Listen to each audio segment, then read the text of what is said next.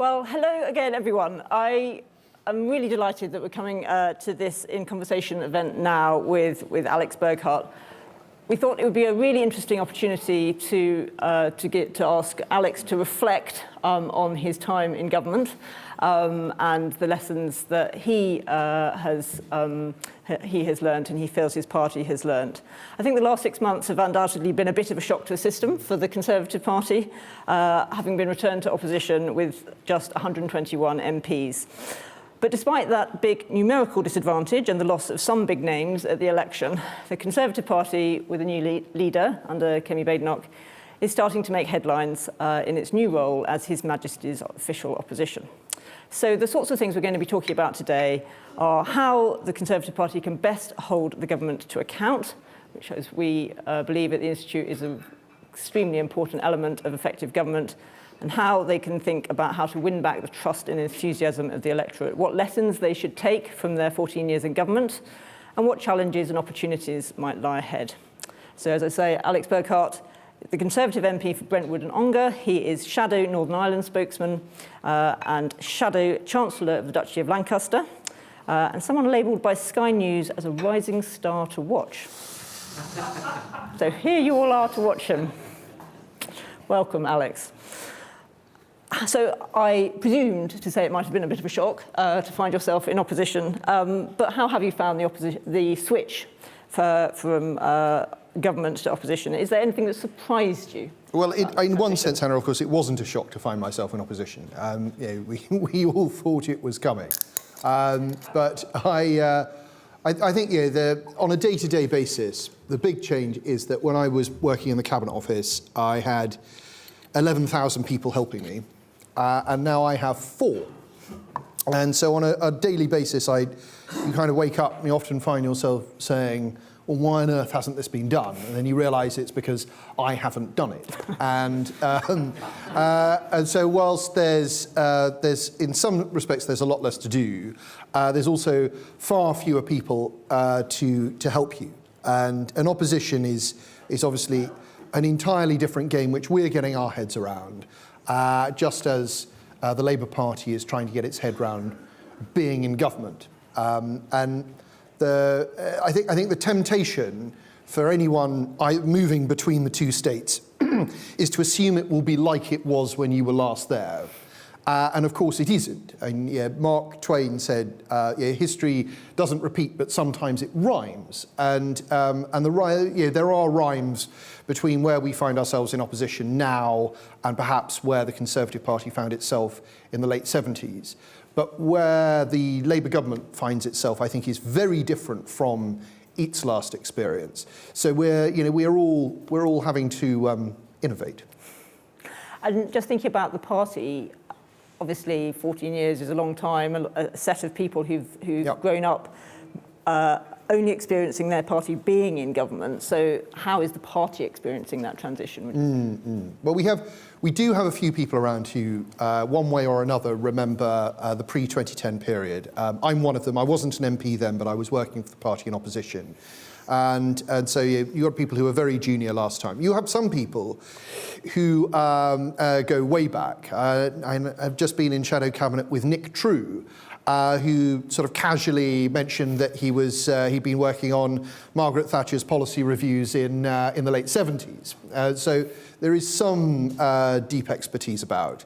But no, for all of us, it's the shift from answering questions, having that sense that in the chamber, with the support of your officials, you're probably the best briefed person in the room, to standing on the outside of the Citadel, using your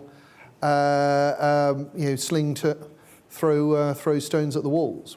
One of the interesting things that somebody pointed out to me is that when thinking about backbenchers, is that when you are an opposition backbencher and your constituent asks you to do something, you essentially can write and say, oh yes, I'm very supportive of this, and look at the terrible government, they haven't done it for you. Whereas when you are in government, it's actually much harder, and maybe that's you have to find a line. If you can't immediately give your constituent what they want, trying to find a way in which to say that without criticising your own government. Maybe this is a transition that Labour backbenchers are having to experience. Yes, certainly. I mean, obviously what you have in government is the ability to say, well, I'll go and talk to the minister, or I'll go and I'll grab the minister in the division lobby, and people appreciate that you have connections that they know you don't have in opposition. But obviously in opposition you have a much freer hand, and it's actually, as we're saying with some of our new backbenchers now, it really is an opportunity to shine, because you can go out and say what you think and get completely stuck in. And you know, there's no doubt that you can see on the Labour benches a great deal of enforced restraint, and indeed, you know, what was the process we all went through of being marched out to give lengthy speeches on subjects that might not necessarily have been expert in when you woke up the day before. So I'm really interested to hear your reflections on your time in government, most recently in the Cabinet Office. I remember coming in to talk to you about the Constitution. Yep. What lessons would you take from that time about when government works best and when it doesn't? Look, the government is, as I think probably everyone listening today will already know, government is at its best when it's of very clear purpose, when it's of agreed purpose across departments.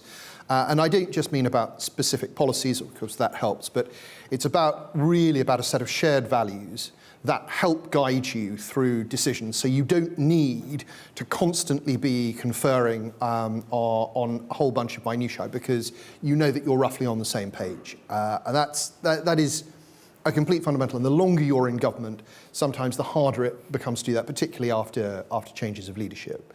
And I think in terms of, as you and I have discussed before, in terms of the structure of government, I think the thing that I didn't appreciate before I became a minister, that I learnt very quickly when I was, is the fundamental and to a certain extent overwhelming power of the Treasury within government.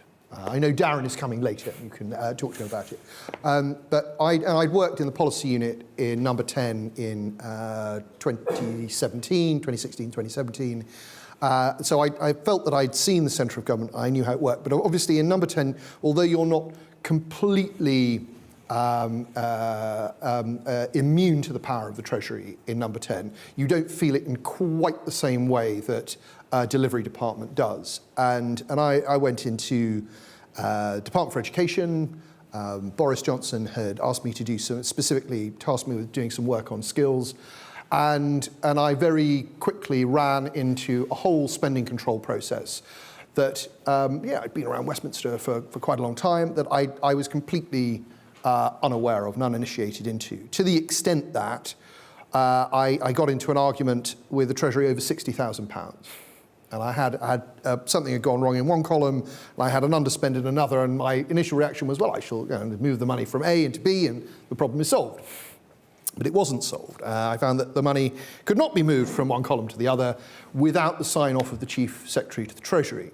And after a period of anger and disbelief, I told my officials that the Chief Secretary of the Treasury was a friend of mine, and I was going to phone him up. It's caused a great deal of concern. They asked me not to. They said that the officials in the Treasury would be mean to them if I went over their heads, but I did it anyway. And I told Simon Clarke that if he didn't sign this off, I would get smaller and smaller amounts of money onto his desk and try and slow down processes in the Treasury. And he gave way. But it was an insight into how a series of spend controls that had been brought in for perfectly good reasons had over time been cranked up to ridiculous proportions. And this has, when done badly, this has a sort of stultifying effect on the formation of policy and its delivery across government departments, in that you see teams be demoralised, you see ministers be demoralised, people feel that there's no real point starting out on something unless everything is signed off to the nth degree. There's even a form of despair which creeps in that even if it is signed off to the nth degree, the Treasury's position may change, so don't get too invested in this, Minister. And really, whilst a lot of these things exist, perfectly good reasons need to control public spending, I think that there does need to be a fundamental reappraisal of the way in which these systems work in government. And When I were in DfE, I took Ken Clarke out for dinner, because I always liked Ken Clarke, and he'd been in education. And I explained what I was coming across, and he said, yes, you know, I mean, it was very different when I was in charge. You sit down with the Secretary of State and the Prime Minister, and you decide how much money they got. And if they spent that money well, they keep their job. And if they didn't, they lose their job. And whilst that's probably a simplification of how things used to be, there is something in it that there has to be a need for more autonomy within departments to take initiative, and I think there's a danger that has been lost. That's really interesting, and lots of questions arise there for me. I mean, one of them, you've talked about spending controls generally. One of the things that we've thought a lot about here is talent in the civil service, and one of the problems with being able to bring in the talent that the government feels its need is sometimes around those salary controls. Is that something that you came up? I know, absolutely. Well? And the way that government accounts for its money can seem bizarre because it is, and the fact that headcount is treated entirely separately to the money that you've got in your budget can be completely infuriating.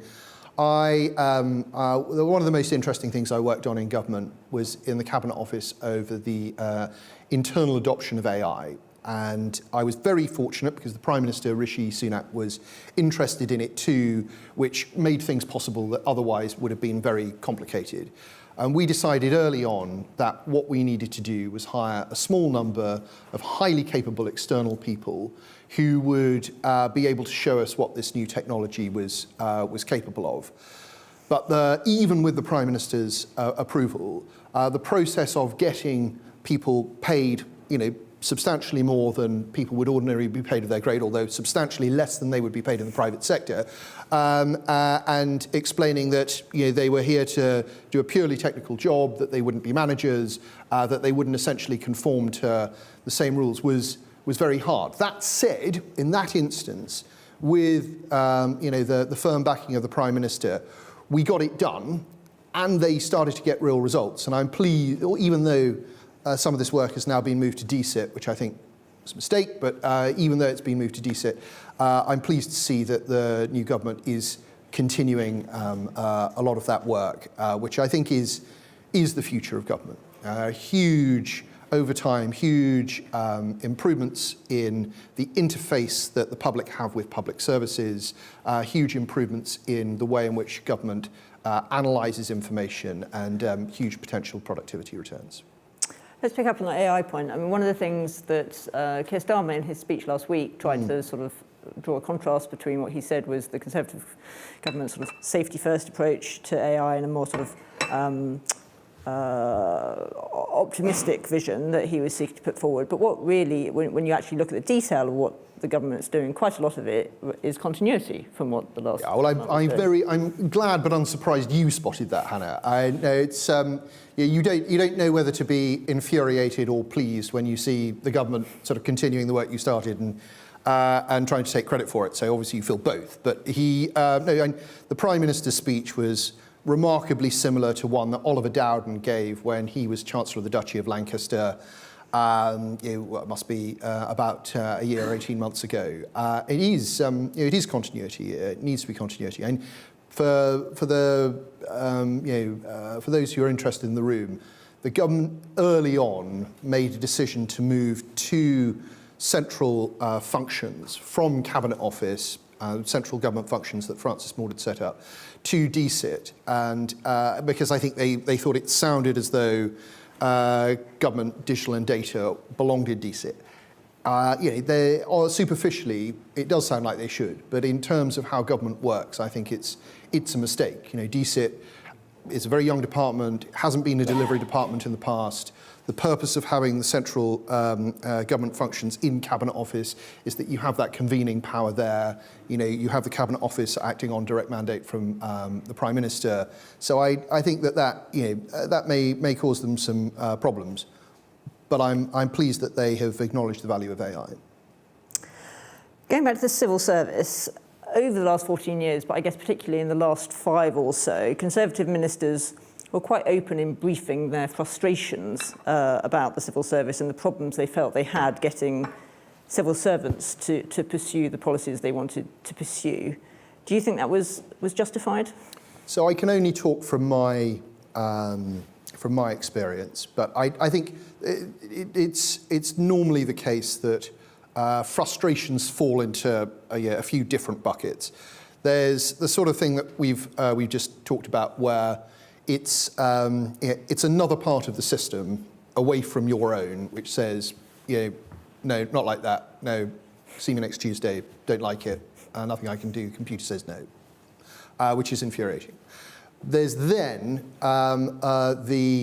within one's department, as Home Office ministers sometimes found, a sense that there was a different culture at work that opposed the government policy of the day. You need to ask people who are Home Office ministers about that. And then there's a third, which I did encounter, which is quite it's quite sort of baffling when you come across it, where you have a team that is instructed to do something, but then doesn't do it, but says that it's doing it, but at each meeting you come back to, no progress has been made. And at first you sort of think, maybe I haven't been clear, and then you think, maybe I'm going mad, and then you realise that something else is going on. And it is one of those moments where you start to feel, as a minister, quite powerless, actually, because the levers at your disposal to make that change. Talk to the permanent secretary, but if things don't start to change, what do you do? Where do you go? But that was in my instance, my case, only happened once. So, but deep down, I feel that if politicians are frustrated with how things are working, it's up to them to find a way to sort it out. If the system isn't fit for purpose, you're elected to make it work. And sometimes that's fairly straightforward, and other times it's incredibly complex. But really, a government has to take responsibility for making sure that we have a high-functioning government. And so do you have a personal sort of diagnosis of what the underlying problems might be? And if you had had more time in government, how would you have gone about addressing them? Well, that's a very, very big question. I think that there are broadly a number of things that need to be looked at. The first, as I say, is the Treasury, but actually it's a bigger question of how the centre of government works in its totality. How Number 10, the Treasury and the Cabinet Office come together, and what we decide the function of the centre is to be, and how that relates to departmental autonomy. I also I think that there's a question mark over how departments are set up, and I don't mean I don't think there's anything terribly healthy about constantly moving departments around or merging them. But at the same time, sometimes I wonder whether departmental government, as it was established, way back when in the early 19th century, is really the way we would do things if we were starting from scratch now. So, and I also think that there are issues about certain levels and in certain places civil service accountability to secretaries of state. And I think we know that civil service is accountable to the Prime Minister. In terms of accountability to secretaries of state, sometimes I wonder whether we've got that quite right. Lots of very good IFG themes there, I have to say. And we did a big commission on the centre of government last year, where we looked at this question of how Number 10, the Cabinet Office and Treasury work together. And one of our big sets of conclusions was around the spending review process and how Number 10 can ensure that its priorities are really reflected in that spending review process. You've talked about the kind of problems with the Treasury from a departmental perspective, but we also diagnose some problems with ensuring, like when you're sitting in Number 10, that government direction is not being driven by the Treasury. Well, that's quite right. And that Treasury process was set up by a Chancellor who wanted to control the whole of government. And Brown's reforms, which had 10 years to bed in, were essentially about making sure that he and the Treasury could control domestic policy. And if you read Tony Blair's memoirs, the times when he gets to effect change is when he sits down personally with the Secretary of State for Health or Education and goes through almost line by line what needs to happen. So this way, Brown's Treasury reforms were brought in for a range of reasons, but one of them was about Treasury control. Very interesting.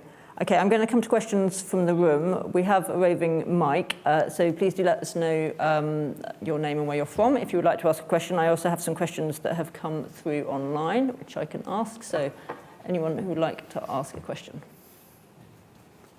No? Tim Loynig, Chief Economist at Leicester and former civil servant. It seems absurd, Alex, that you have only 4 members of staff compared to 11,000 for your opposite number. Is it time that we had a department for the opposition or greater civil service support for the opposition or something similar? Well, Tim... can we take a couple of questions together? Or, of course. No, it's fine. About there. Hello, Andrew Hornby, Effective Governance Forum, and I should say an employee of the Conservative Party between 1995 and 1997. So perhaps I'm one of those grey old voices from the past, but I won't go on about that. Alex, in the first session, the title of which was something like "How is the Labour government getting on?" we heard the Labour government is not getting on very well politically because it hasn't got real plans for delivery to change the performance of public services at the local level, health service, social care, and so on and so on. So you didn't talk about that today. So can I just sort of urge you really, tell us more about your thinking about how the Conservatives will have plans to change delivery on the ground in an organised, well-managed way, well in advance of the next election. And I'm just going to take one question from online, which is from Rachel Hyde. She says, you talk about standing outside the citadel and throwing stones. So many of the problems we face cannot be solved in 1 or 2 terms of government. What issues do you think opposition can work with government to solve? We need more bipartisan policy. Okay. Tim, anytime you want to come and work for me, please do. It would be, I'd love that.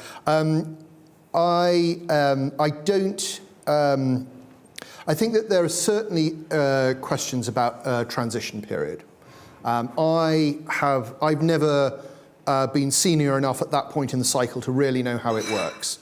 But the impression I get is that it's relatively late and quite perfunctory and tends to be based around a few kind of key issues. I think that I think it would be a difficult case to make to the electorate to say we should have a whole load of extra civil servants who are working with the opposition on the off chance that they get into power. But I do think that managing transition is very important, and so that's where I would start that line of inquiry. Andrew,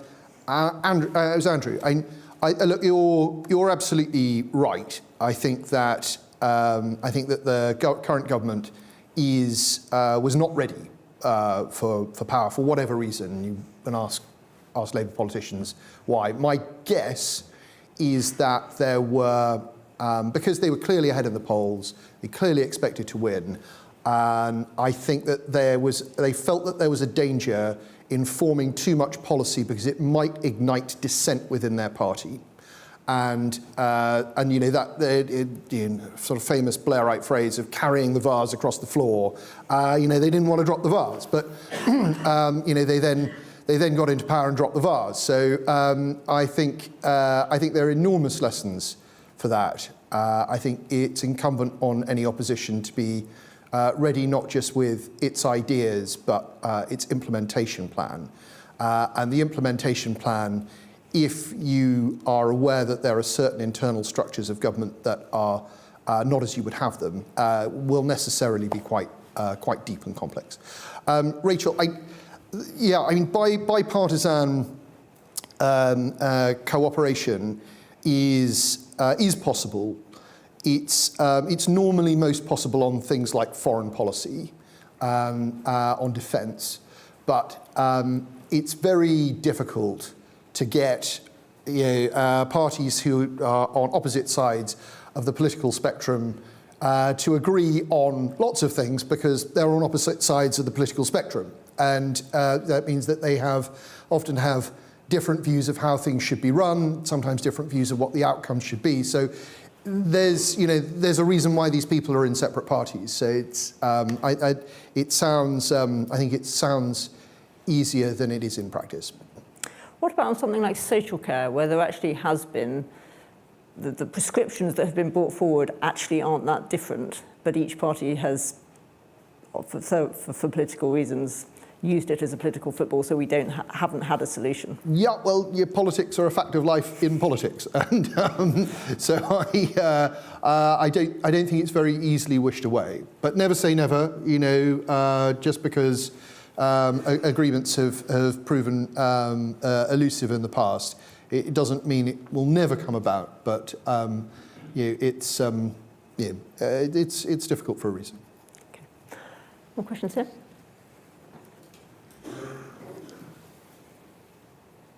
Andrew Kahn, governor here at the Institute. Alex, I heard you say two, what seemed to me, contradictory things about the centre and how it should work. On the one hand, you want autonomy for the Secretary of State and their civil servants to actually deliver things and get on with the job. On the other hand, you want the centre, whether it's the Prime Minister, the Treasury, or the Cabinet Office, or some group of those working together, to have power to make things happen. And I wonder whether you are comfortable with the way the centre is constructed at the moment. And if you're not, how would you change it? And how would you deal with the constitutional obstacle that departments have independent existence, some of them statutory existence, and civil servants' first duty, you said it to the Prime Minister, but actually civil servants on the whole think that their first duty is to their Secretary of State. So how would you try and resolve this conflict between, on the one hand, the power of the centre to get something done and give clear instructions, and the independence and autonomy of departments? So there are a number of parts to that. To take them in sort of a slightly random order. In terms of accountability to the Secretary of State, to give one example, the Secretary of State can only remove their permanent secretary with the express permission of the Prime Minister. So, first example. The second thing is that you obviously, in the first instance, you hope that a party will come into power with an agreed set of priorities and policies that have collective agreement. And then you would like the centre to make sure that those things happen. So, in terms of using the centre then to protect budgets, to make sure that there is adequate coordination between departments, I think that's a necessary function of the centre.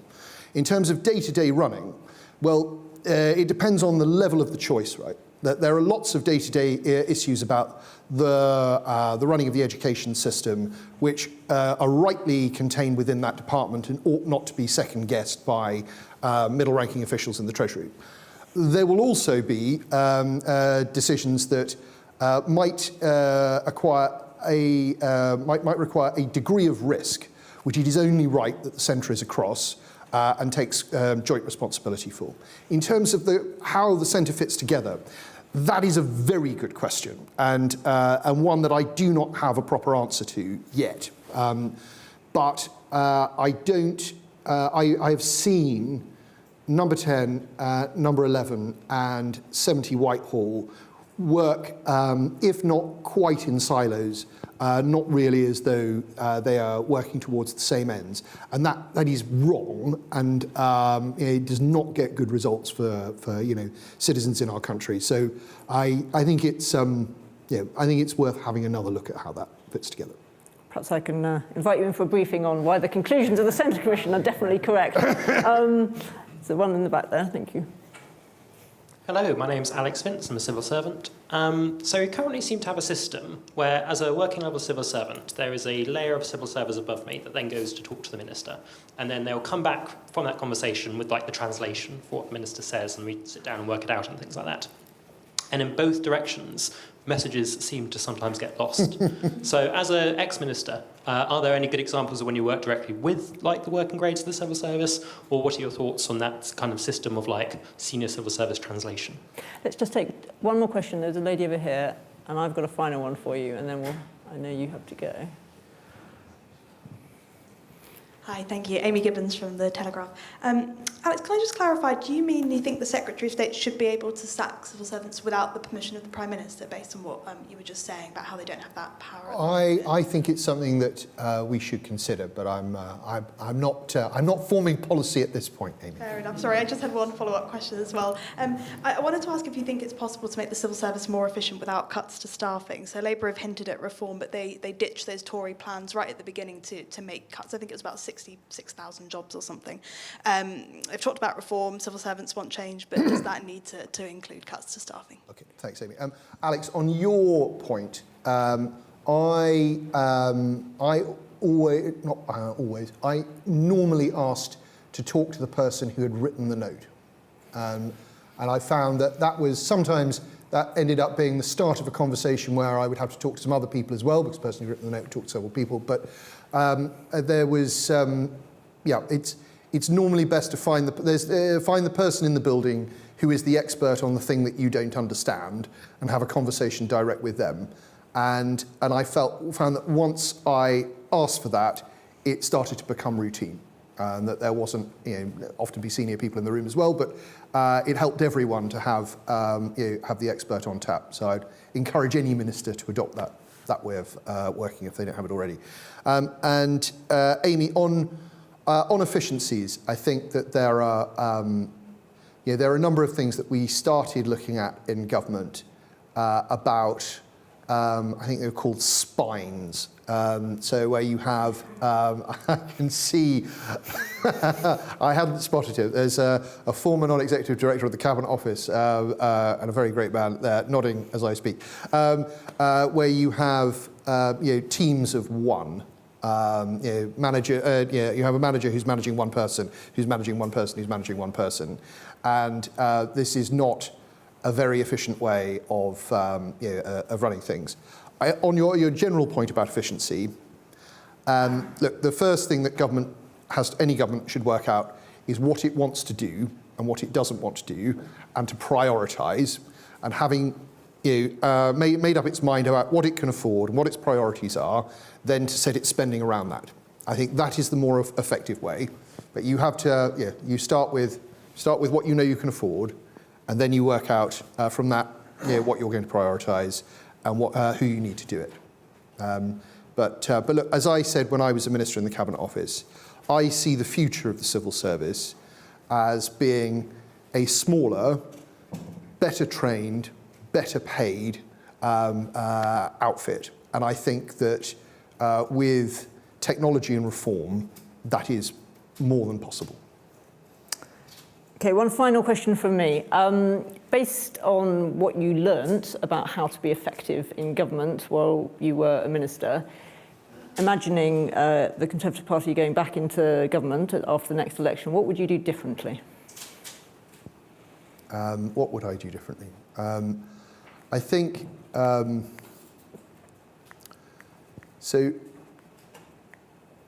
I think I'm hesitating because going into government is very different from being in government. And I was sort of middle-ranking minister in 3 different departments where you tended to come in and you were kind of given the list of priorities that somebody else was working on, and you had to handle them until the music stopped. And I guess I'm kind of thinking a bit about what Donald Trump has obviously learned.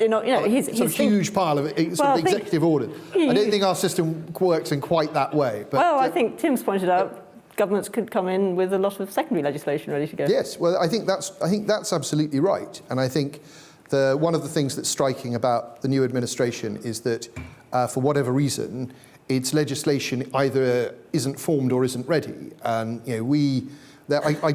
somebody I have to go back and check, but I can't believe, I know that in 2010, and I can't believe that in 1997 or 1979, we had such a spell with such, first 6 months with very little legislation. One-line whips almost every Monday, one-line whips every Thursday, very little business Tuesday and Wednesday. And that's, you only get one crack of the whip, right? These 5 years that you fight for at the ballot box, you want to get the most out of that. And you can't do that unless you're ready to go on day one.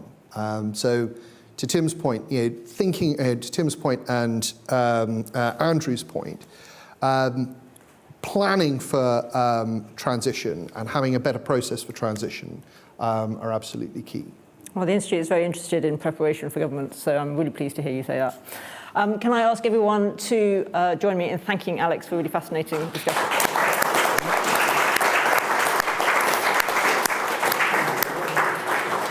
Now, I have a few just instructions before anyone goes anywhere. It's lunch now, which is why you all want to rush off. But before you do so, whether you're online or in the room, we'll be running a panel, a poll over lunchtime. So if you go onto Slido using the link if you're online, or I think we've got some QR codes around the building, you can answer 4 questions about the spending review, and we're very interested to hear your views as a pretty expert audience on those 4 questions. The live stream will be coming back on at 1:30, and we will kick off then with our session with our FG experts about how to embed a mission-led approach in the spending review.